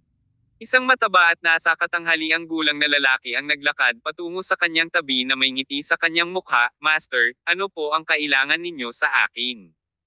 Make the necessary arrangements as soon as possible. Hilingin sa lahat ng senior executives ng pamilya na pumunta dito para sa isang meeting ng maaga bukas ng umaga. At saka, saan na naman nagpunta ang young master? Kailangan mo siyang mahanap at maibalik ka agad. Mabilis na tumango si Ralph at sinabing, oo, guro. Kasabay nito, nagkaroon ng bahay ng brothel na tinatawag na Aphrodite's Wish sa Had City. Sa loob ng clubhouse ay isang marangyang pribadong silid doon. Isang grupo ng mga lalaki ang nagiinuman at nagkukwentuhan dito. Sa entablado ng pagtatanghal, isang babaeng nakasuot ng pula ang nagpe-perform ng napaka-sexy na sayaw. Ang babae ay lumitaw na lubhang mapang-akit at kaakit-akit. Ang kanyang ngiti ay tila kayang sumipsip ng kaluluwa. Nakakagulat, may mga ganyang magagandang babae sa mundo. Nakaupo sa sopa ang isang matipunong lalaking nasa katanghaliang gulang. Nalantad ang kanyang dibdib, at may nakakatakot na peklat sa kanyang dibdib. Ang kanyang pangalan ay Claret, Master Gator. Siya ang wish best performer ni Aphrodite. Ang babaeng ito ay hindi lamang kahanga-hanga, ngunit mayroon din siyang hindi kapani-pani walang mga kakayahan sa pagsasayaw. Nakangiti ang isang lalaking nakatayo sa tabi niya habang ipinakilala niya ang babae kay Master Gator. Hindi ko akalain na ang isang maliit na lugar na tulad ng Had City ay may ganoong kagandahan, nakangiting papuri ni Master Gator. Master Gator, gusto mo ba siya? Ang lalaki na may salamin ay namumungay ng husto. Siyempre, sagot ni Master Gator habang nagsasali ng bote ng beer sa bibig niya. Hindi mo ba napapansin kung gaano ako naglalaway sa kanya ngayon? Hahaha, Master Gator, kung gusto mo siya, ako na ang mag-aayos para sa iyo. Pagkasabi noon, tumayo ang lalaking nakasalamin at naglakad papunta sa babaeng nagngangalang Claret. Miss Claret? Ang isa dyan ay si Master Gator, ang pangalawang big shot ng Crocodile Band. Ang lalaking ito ay parehong makapangyarihan at maimpluwensya, at siya ay isang kilalang bisita ng ating Storm Corps, sabi ng lalaking may salamin. Huminto agad si Claret sa pagsasayaw. Sinulyapan niya si Master Gator, at pagkatapos ay ang lalaking may salamin sa harap niya. Ang Had City Storm Corps ay isang kilalang underground gang.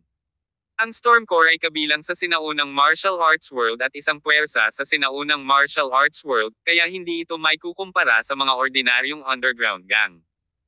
Si Keres, ang commander ng Storm Corps, ay sinasabing isang transformation powerhouse, at ilang iba pang matataas na miyembro ng gang ang sinasabing mga pambihirang manlalaban. Bilang resulta, ang Storm Corps ay isang formidable na puwersa sa Had City, at kakaunti ang nang-ahas na pukawin sila. Sa kabila ng pagkakabaon ng mga creed sa mga lugar tulad ng Had City, bihira silang makipag-ugnayan sa mga taong nakatira doon sa normal na kalagayan.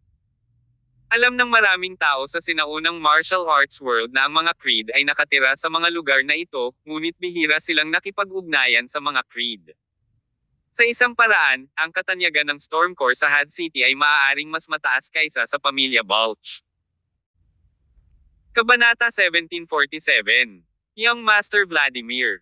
Sa makatuwid, kung ang isang malaking peloka tulad ni Carwin ay nakatayo dito, hindi kinakailangan na may makakilala sa kanya.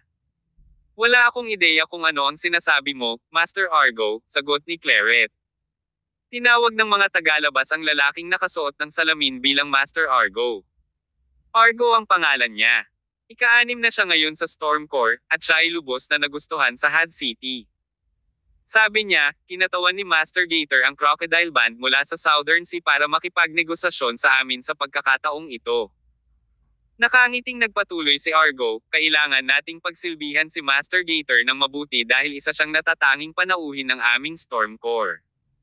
Miss Claret? fan mo si Master Gator, kaya bakit hindi mo siya samahan ngayong gabi?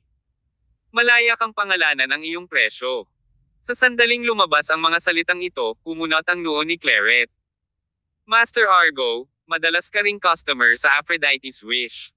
Dapat mong malaman na ang sining ko lang ang ibinebenta ko, hindi ang katawan ko.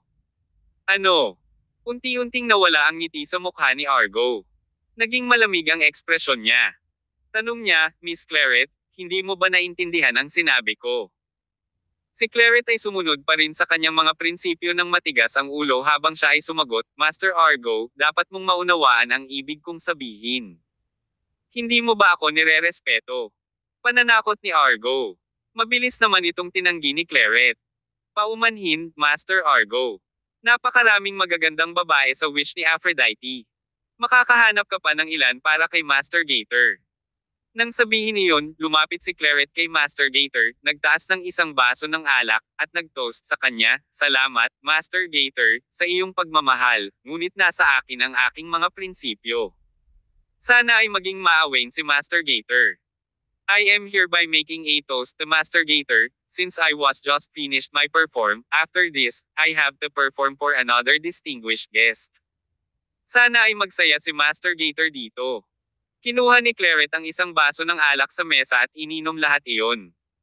Si Master Gator ay mukhang naguguluhan.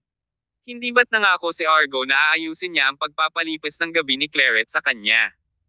Bakit ang babaeng ito ang umalis? Sa isang iglap, ang mukha ni Master Gators ay naging medyo nakakatakot din. Nang mapansin ni Argo na mukhang naiirite si Master Gator, nabalisa rin siya. Claret, it is your honor for Master Gator to like you, aniya habang naglalakad palapit kay Claret. Do you really think so high of yourself? Saan ka ba pupunta ngayon? Master Argo, nasabi ko na sa iyo na ang sining ko lang ang ibinebenta ko at hindi ang katawan ko, huminga ng malalim si Claret at tumugon, hindi nangingibabaw o mababa ang kanyang kilos. Si Master Gator, na nakaupo pa rin sa sofa, ay biglang napatayo nang mapansin niyang malapit ng magalit si Argo. Kapag hindi ako magbabayad pagkatapos kong magsaya kasama ka, hindi na mabibilang ang pagbebenta mo ng katawan mo, nangingibabaw niyang sabi habang nakayakap sa likuran si Claret. Noon lang, isang napakagwapong binata na nasa 20s ang pumasok sa wish ni Aphrodite sa ilalim ng gabay ng isang entourage. Hindi ba ito si Young Master Vladimir? Nakangiting bati sa kanya ng club manager pagkapasok niya. You are here. Please pumasok ka sa loob.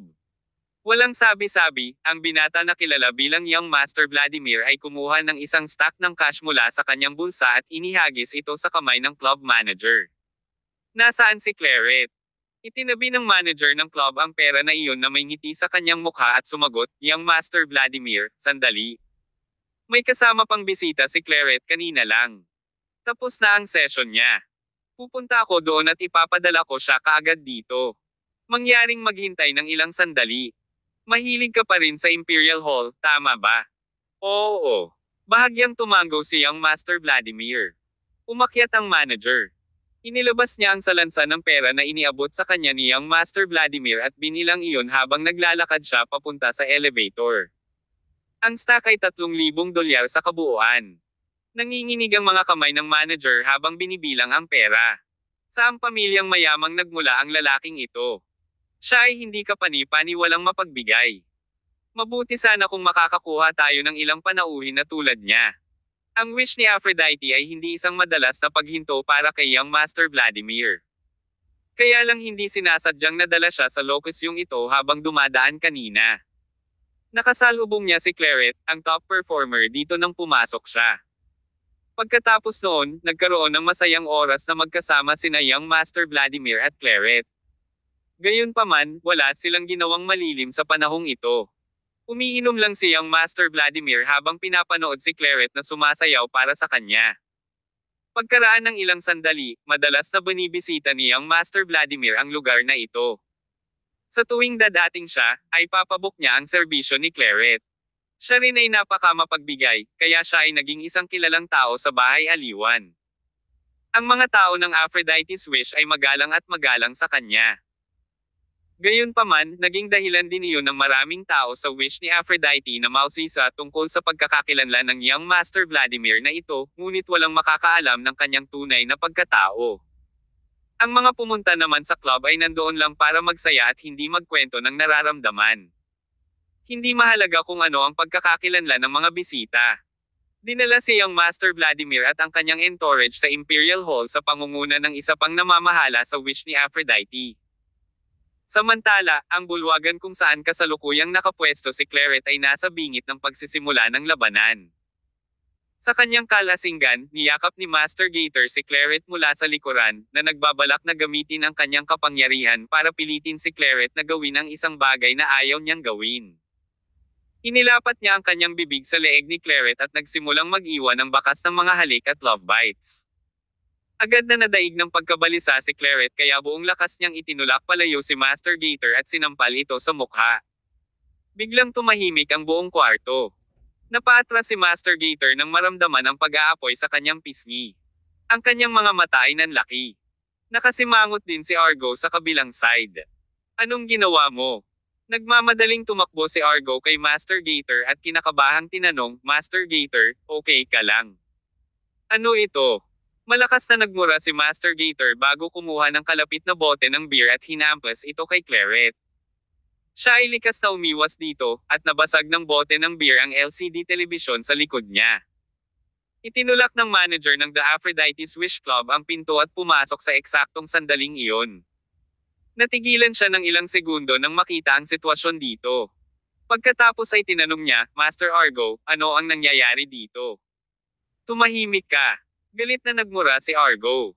Lumapit siya at marahas na hinawakan ang buhok ni Claret. You work in a place like Aphrodite's Wish, and you claim that you only sell art and not your body. Iniisip mo ba ang iyong sarili bilang isang banal na birhen? How dare you slap my distinguished guest?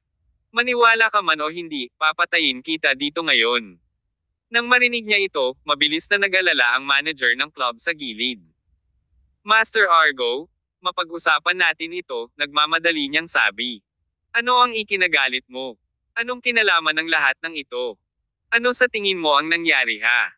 Galit na sigaw ni Argo sa kanya at ikinwento sa kanya ang nangyari.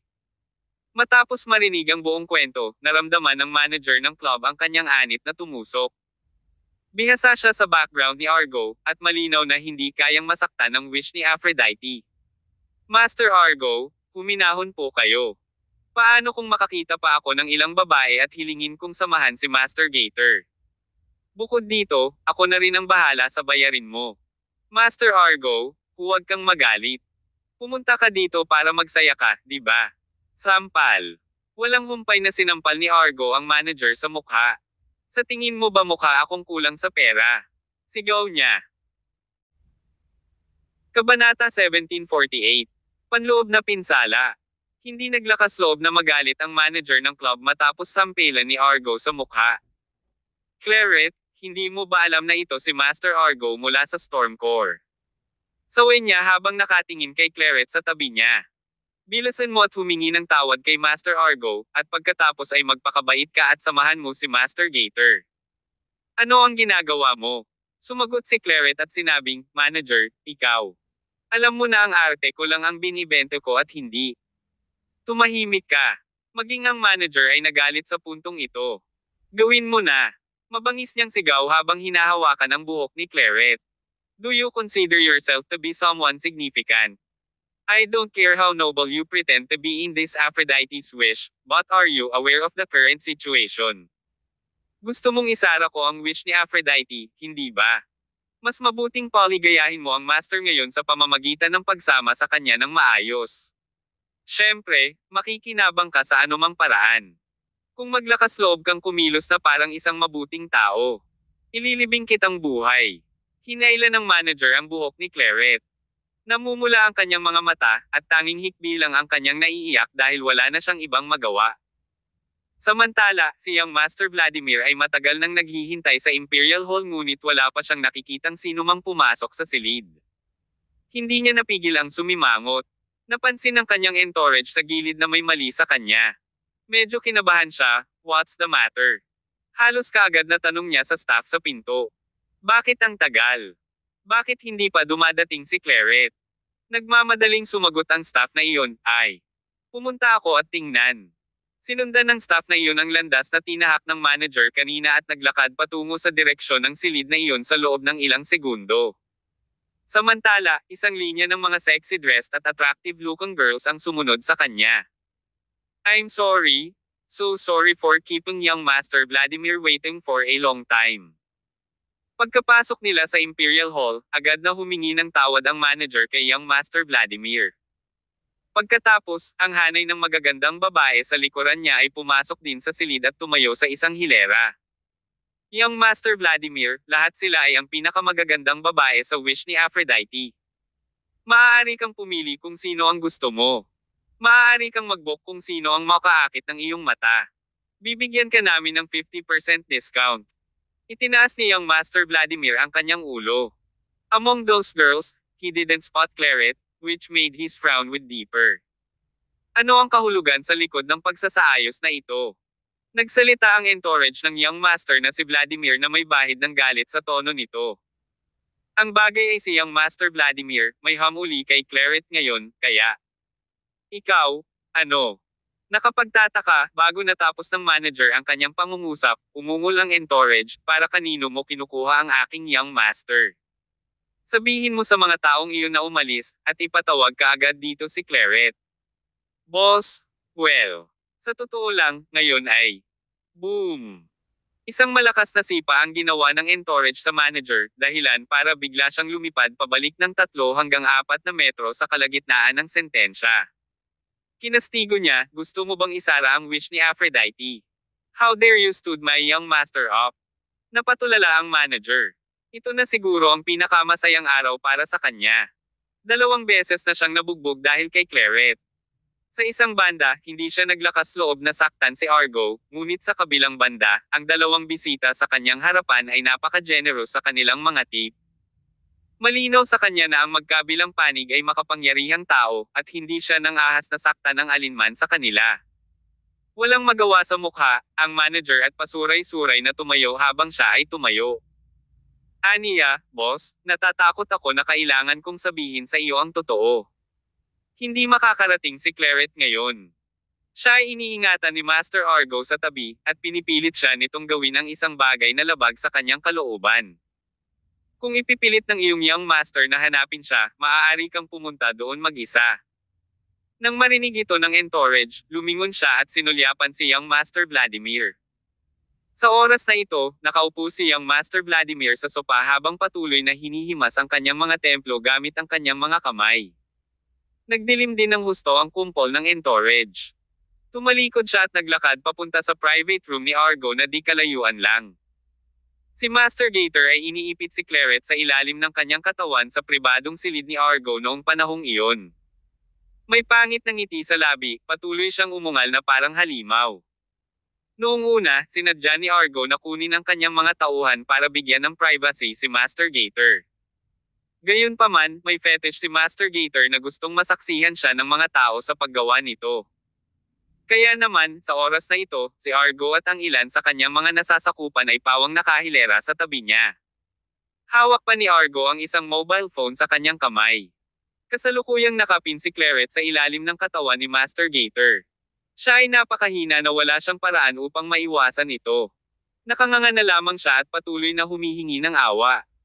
Gayunpaman, walang kahit anong pagmamakaawa at pagsusumamo ang makapagpapalaya sa kanya kay Master Gator dahil sa pakikiramay. Sa kabaligtaran, habang siya ay humingi ng awa, mas nasasabik si Master Gator. Nang malapit ng halayin ni Master Gator si Claret ay biglang bumukas ang pinto ng private room. Ang entourage niyang Master Vladimir ang pumasok sa silid. Nang makita niya ang magulong eksena sa private room, natigilan din ang entourage. Sino ka? Umalis ka nga dito. Nang may biglang pumasok sa kwarto, agad siyang pinagalitan ng ilang mga kampa ni Master Argo. Sampal. Ang entourage na iyon ay naglunsad ng isang pag-atake ng palad sa hangin. Hindi man lang namalaya ng nasasakupan ni Argo ang nangyayari kahit na pinalipad pa atras siya dahil sa pag-atake. Boom boom boom. Maririnig ang sunod-sunod na tunog mula sa pribadong silid. Ang entourage na iyon ay lumakad mula sa pinto patungo sa sopa habang umaatake siya sa isang tila random na pattern. Gayunpaman, ang mga tao sa loob ng silid ay napunta sa kaguluhan dahil sa pag-atake ng palad. Napaungol na lang sila sa sakit. Sa oras na ito, si Master Gator ay nasa ibabaw pa rin ni Claret. Inikat niya ang kanyang ulo at gulat na tumingin sa bisita. Tanong niya, "Ikaw? Sino ka?" Boom! Hinampas ng lalaki ang isang paa at biglang sinipa si Master Gator palayo sa anyo ni Claret. Nakahiga si Claret sa sofa na may mga mantsa ng dugo sa gilid ng bibig. Nakatingin siya sa entourage na blanco. "Bumangon ka na. Sumama ka sa akin upang makilala ang aking young master." Gulong-gulo pa rin ang isip ni Claret. Tanong niya, "Sino? Sino ang iyong young master?" Ang entourage naman ay hindi sumagot. Paimpol siyang tumalikod at lumabas ng private room. Hindi na nag-aksaya ng oras si Claret na bumangon sa couch at sinundan siya. Sina Argo at Master Gator, na nabugbog ng husto ng entourage na iyon, ay hindi naka-recover sa kanilang pagkatulala hanggang sa ilang sandali. Nang makita ni Argo si Master Gator na nakahandusay sa lupa na patuloy na tumataghoy, mabilis siyang tumakbo papunta sa kanya. "Master Gator. Okay ka lang ba, Master Gator? Anong nangyari?" Si Master Gator ay pasuray-suray na tumayo habang patuloy na hinihimas ang kanyang tiyan gamit ang kanyang mga kamay. Isang bibig ng dugo ang bumulwak sa bibig niya pagkatayo niya. Sa sumunod na segundo, muling bumagsak si Master Gator sa lupa. Nagmamadaling tinulungan ng dalawang nasasakupan ni Argo na makatayo si Master Gator, mukhang tense at balisa ang kanilang mga mukha. Tanong niya, "Master Gator, okay ka lang ba? Huwag kang gagalaw." Isa pang subo ng dugo ang bumulwak mula sa bibig ni Master Gator habang siya ay bumulalas. Panloob na pinsala. Ang lalaking iyon ay isang dugong malakas na manlalaban. "Nagdurusa ako sa panloob na pinsala." Kabanata 1749. Isang phoenix na karapat-dapat sa isang tunay na dragon. "Ha? Anong nangyari?" Napuno ng galit ang dibdib ni Argo. Si Master Gator ang kanyang panauhin, at ang layunin ng kanyang pagbisita sa Had City ay upang magsagawa ng negosasyon sa negosyo sa kanilang Storm Core. Ang pinuno ng Storm Core ay paulit-ulit na sinabi sa kanya na kailangan niyang panatilihing naaaliw si Master Gator. Hindi lang siya nabigo sa pagpapasaya sa kanya, ngunit ang kanyang bisita ay nabugbog din ng iba. Paano ipapaliwanag ni Argo ang kanyang sarili sa kanyang pinuno tungkol sa kanyang pagkabigo? "Kayong dalawa, bilasan niyo dalhin si Master Gator sa ospital." Naglabas ng utos si Argo on the spot. "Master Gator, huwag kang mag-alala." Panatag niyang sabi. "Siguraduhin kong bibigyan ka ng kasiyasyang paliwanag ngayon." Sa mga oras na ito, hinimatay na si Master Gator, kaya hindi niya alam ang sinabi ni Argo sa kanya. Matapos kunin si Master Gator ng mga tauhan ni Argo, tumawag si Argo sa lalong madaling panahon, "Keo, Maison, Gray, ipatawag agad ang lahat ng mga tauhan natin para magtipon sa wish ni Aphrodite. Gawin mo na ngayon." Sa oras na ito, sa Imperial Hall, nakaupo si Young Master Vladimir sa harap ng sofa habang umiinom ng alak. Pumasok ang entourage sa silid, at sinundan siya ni Claret, na magulo. Nang makita si Claret sa ganitong estado, hindi sinasadyang nagsalubong ang mga kilay ni Young Master Vladimir. Gayunpaman, wala siya gaanong sinabi. Sa halip, inutusan lang niya ang kanyang entourage na alertuhan ang mga tauhan at dalhin si Claret ng isa pang set ng pulang kasuotan. "Young Master, you should talk to Miss Claret. Hihintayin kita sa labas." Matapos dalhin ang mga damit ni Claret, lumabas kaagad ang entourage sa private room at isinara ang pinto sa likuran niya habang papalabas. Tanging si Young Master Vladimir at Claret lamang ang naiwan sa malaking Imperial Hall. Sa oras na ito, si Claret ay mayroon pa ring nakakatakot na tingin sa kanyang mga mata. Nang makita niya ang bagong set ng damit, hindi niya alam kung ano ang gagawin. "Magpalit ka ng damit." Walang pakialam na utos ni Young Master Vladimir bago humigop ng kanyang wine glass. "Young Master Vladimir, ngayon lang. I'm asking you to change your clothes." "Well, okay." Sa pagtingin sa Young Master na si Vladimir na nakaupo sa kanyang harapan, napagtanto ni Claret na hindi siya ganoon katanda, at hindi niya sinasadyang maglarawan ng isang mabangis at walang batas na hitsura tulad ng ibang mga tao.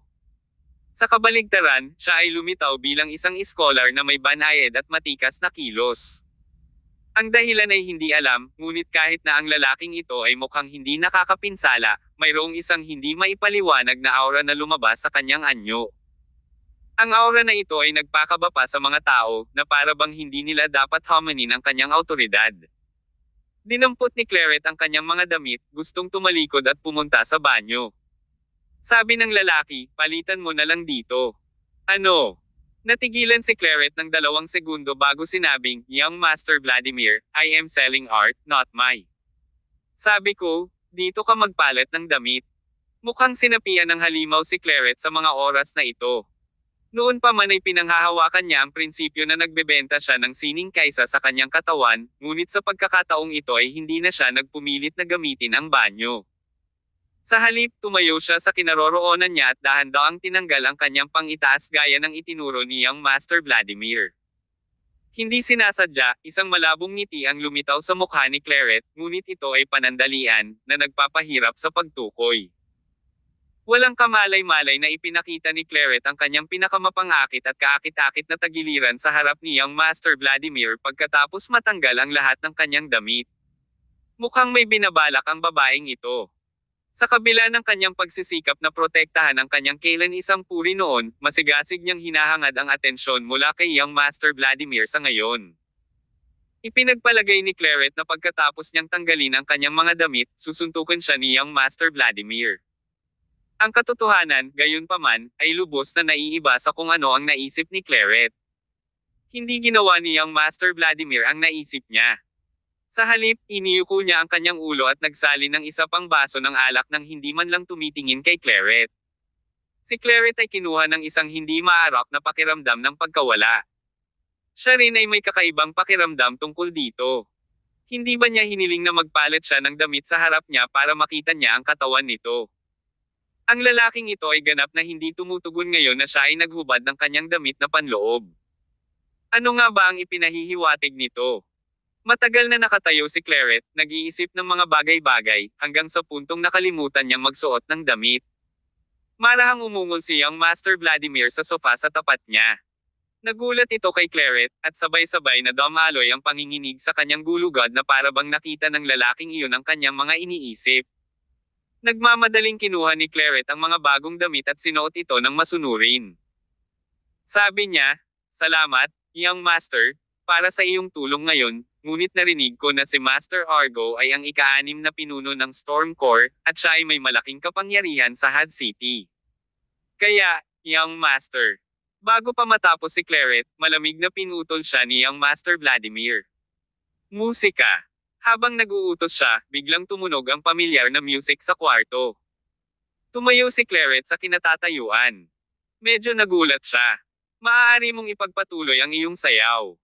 Malumanay na sabi ni Young Master Vladimir, at pagkatapos ay kinuha niya ang alak sa mesa. Hindi pa rin naglakas loob na tumanggi si Claret, kaya sumayaw na lang siya sa musika.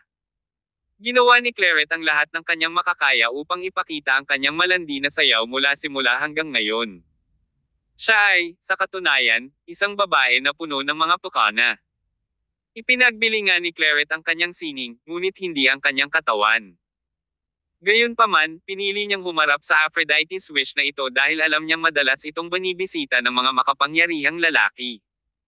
Nais lamang niyang magpakasal sa isang mayamang pamilya sa kanyang kaakit-akit na figure at magandang mukha. Si Claret ay naghahanap ng tamang tao sa mga araw na ito. Bagaman maraming opisyal at dignitaryo ang nagpahayag ng interes sa kanya sa panahong ito, tinanggihan niya silang lahat. Siya ay tumingin sa mga taong ito para sa isang simpleng dahilan. Hinamak niya sila. Naturally, ang isang phoenix ay karapat-dapat sa isang tunay na dragon. May impresyon si Claret na si Young Master Vladimir ang totoong dragon na hinahanap niya. Kahit na walang ideya si Claret kung sino itong Young Master Vladimir o kung ano ang kanyang background, sinabi sa kanya ng intuit ayon nito na hanggat nakakapit siya sa kanya, magagawa niya maging isang phoenix. Gayunpaman, wala siyang magawa dahil sa kabila ng kanyang pagsisikap, malamig ang pakikitungo sa kanya ni Young Master Vladimir mula sa simula hanggang sa huli. Mukhang nanunood lang siya ng sayaw niya pagdating niya. Wala na siyang ibang iniisip. Hindi tulad ng ibang mabahong lalaki na gustong makasama si Claret sa oras na makita siya, napukaw ang interes ni Young Master Vladimir. Walang kamalay-malay, nang aakit si Claret kay Young Master Vladimir. Gusto niyang gamitin ang kanyang alindog para manalo sa lalaking kaharap niya na tila nanlalamig. Hindi siya naniniwalang may yelo na hindi niya matutunaw sa mundong ito. Gayunpaman, sa sandaling lumapit siya kay Young Master Vladimir, biglang ibinaba ng lalaki ang baso ng alak sa kanyang kamay at malamig na tumingin sa kanya.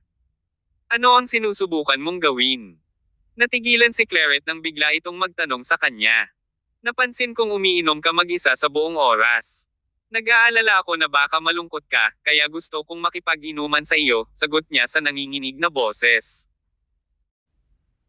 Kabanata 1750. Here comes the vendette. Oh!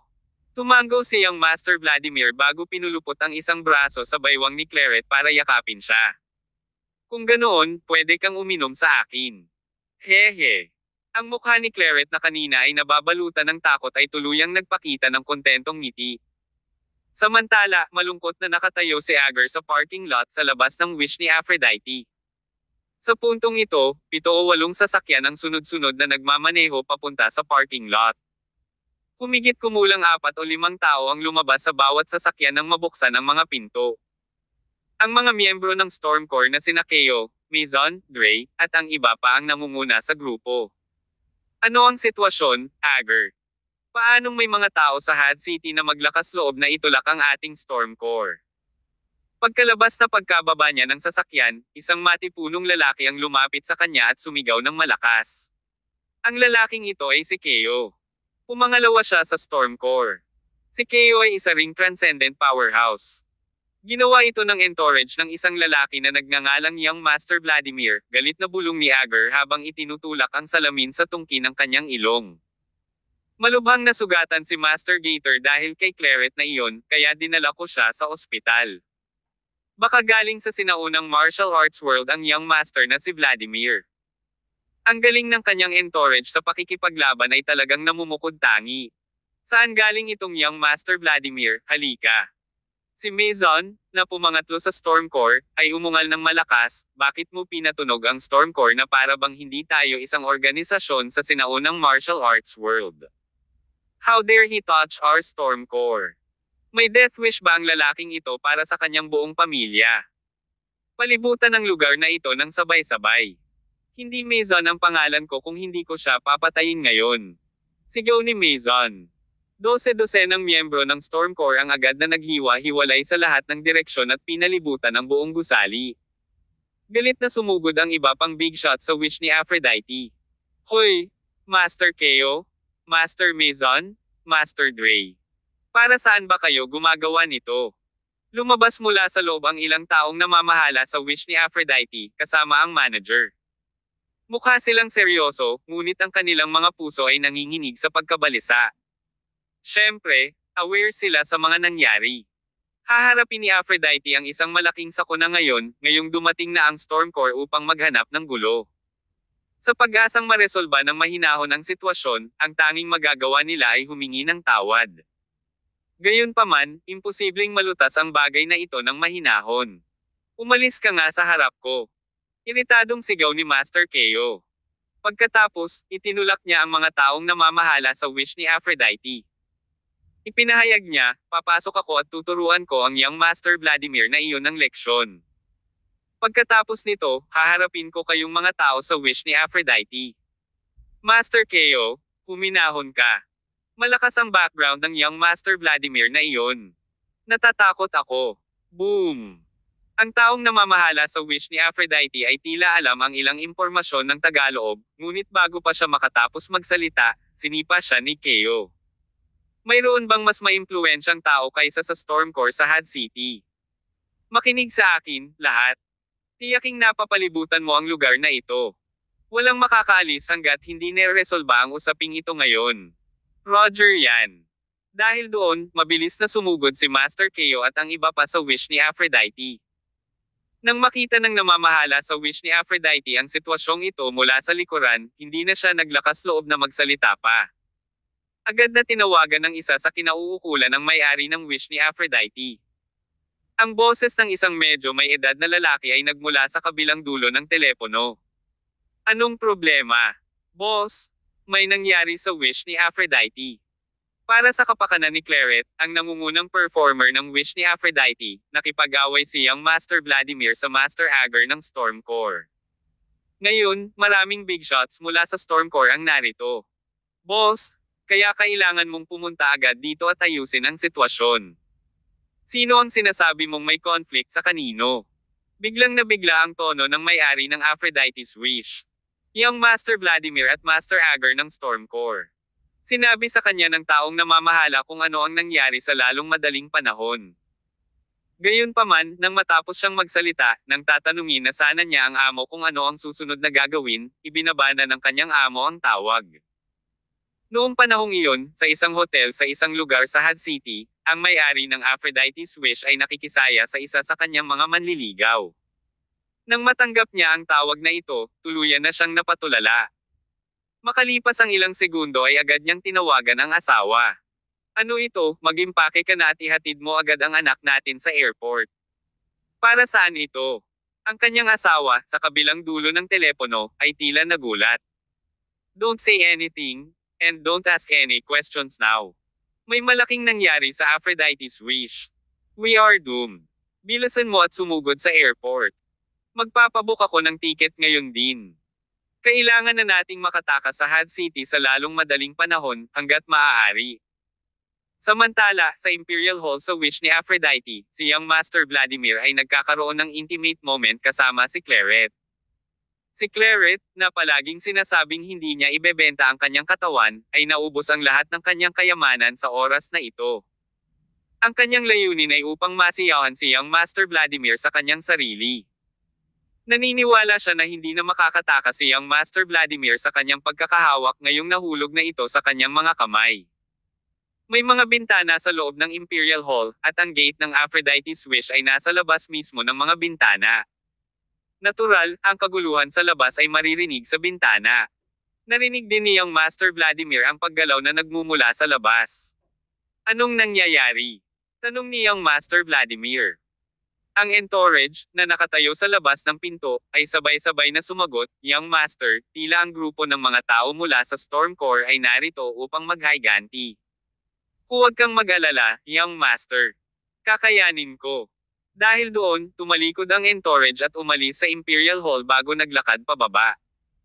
Pagdating ng entourage na iyon sa hagdanan, nakita niya ang grupo ni Agar at mga kasamahan niya na umaakyat mula sa labas. Siya iyon. Patayin mo siya para sa akin. Napaungol si Agar sa unang pagkakataon nang magkita ang magkabilang panig. Sa isang utos, lahat ng kanyang mga nasasakupan ay naglabas ng kanilang mga sandata at umaksyon patungo sa entourage. Boom! Gayunpaman, sa sandaling dumating ang grupo, napansin nilang iwinagayway lamang ng entourage ang isang kamay niya, at isang napakalaking puwersa ang sumabog patungo sa kanila, na pinalipad silang lahat. He's an outstanding warrior. Nang makita ito, napasimangot si Keo at ang iba pa. Mabilis silang tumakbo patungo sa entourage. Si Keo at ang iba pang mga master ay pawang mga transcendent na mandirigma. Ang iilan sa kanila ay nagsama-sama at nagpakawalan ng napakalaking puwersa. Ang entourage naman ay walang kibo. Nang magbanggaan ang mga atake ng magkabilang panig, agad na sumabog si Keo. Si Keo at ang iba pa ay natalo ng kanilang kalaban pagkatapos ng sunod-sunod na pag-atake. Wala ni isa sa kanila ang katugma sa entourage na ito. Bilang isang resulta, ang grupo ay pinasabog sa pintuan. Sa pintuan, natigilan ang lahat nang makita nila si Keo at iba pa na lumipad palabas sa wish ni Aphrodite. Nagmamadaling pumunta ang lahat sa gate. Master Keo, Master Maison, Master Dre. Lumabas ang entourage mula sa wish ni Aphrodite at tumingin sa 12-dosenang mga tao sa harapan nila na may mahigpit na ekspresyon, Stormcore, right? How dare you all disturb my young master's entertainment? Ibaba mo siya ngayon din. Isang malakas na dagandong ang pinakawalan ni Keo kasabay ng paglabas ng bibig ng dugo mula sa kanyang bibig. Daan-daang miyembro ng Stormcore, na kanina pa nakabantay, ay naglabas ng kanilang mga saber at sumakay sa entourage na iyon.